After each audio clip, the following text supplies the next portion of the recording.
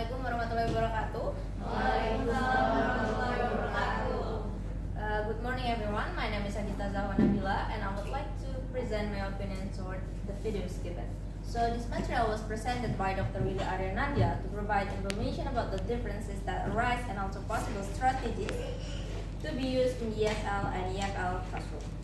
He explained that ESL and EFL classroom are two different things in terms of students, teachers, learning needs, and opportunities. Now, I'm going to start by looking at the first point, which is the quality of speakers. In my opinion, the speaker has a pretty good performance. The speaker explains the points to convey with a clear structures and intonation so that the audience could easily understand it. Another thing, the speaker can deal with his feeling well. It can be seen from the way he speaks, which he does his speech confidently.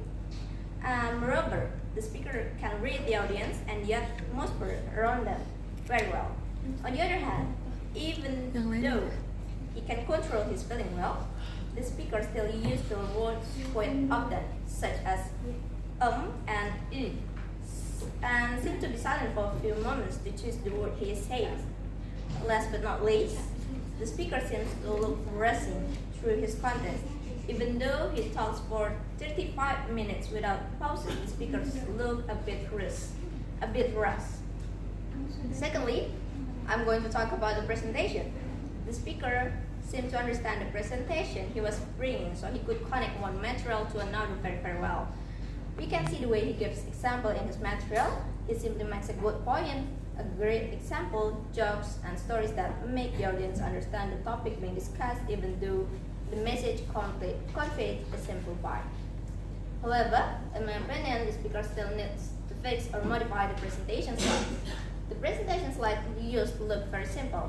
It is actually understandable the speaker wants to avoid using too much text on the slide and prevent himself from reading off the slides too much. But this makes the audience confused because several parts on the slides are too short or even might too long, unclear in meaning, even though he has explained it. In addition, he might use illustration, GIFs, or templates so that the audience is more interested in the slides.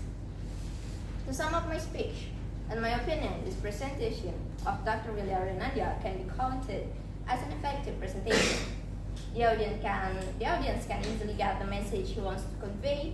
He gets along with the audience, which makes them feel more relieved and doesn't get bored easily. He makes a good point. However, it can still be improved if he wants to fix several things.